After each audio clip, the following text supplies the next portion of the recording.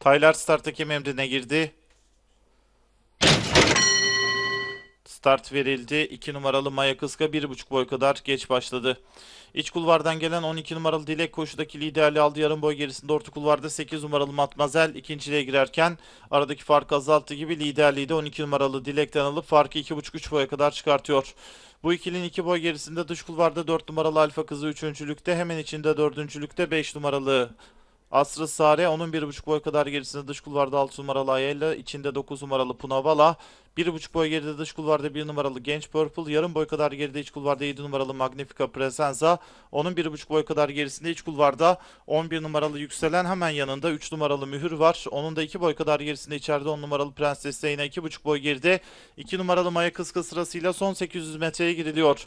Koşunun liderliğini 8 numaralı Matmazel yapıyor. Fark 5 boya kadar çıktı. İçeride 12 numaralı Dilek. İkincilikte yarım boy geride orta kulvarda 4 numaralı Alfa Kızı.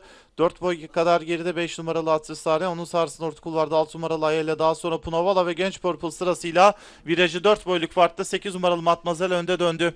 İçeride 12 numaralı Dilek farkı azaltmaya çalışırken dışında 4 numaralı Alfa Kızı var. Dördüncülükte orta kulvarda 9 numaralı Punavala, hemen yanında 5 numaralı Atrisare sırasıyla son 300 metreye doğru yaklaşılıyor. 3,5 boy kadar koşun lideri içeride 8 numaralı Matmazel, 12 numaralı Dilek farkı azaltmaya çalışırken daha geriden Ayella, içeriden 9 numaralı Punavala, dışarıdan 11 numaralı Yükselen, dış kulvardan Genç Purple'ın atakları farklı azaldı. 8 numaralı Matmazel önde, dışarıdan şimdi 11 numaralı Yükselen geldi, liderliği aldı. 11 numaralı Yükselen birinci koşuyu Halis Karataş'la kazandı.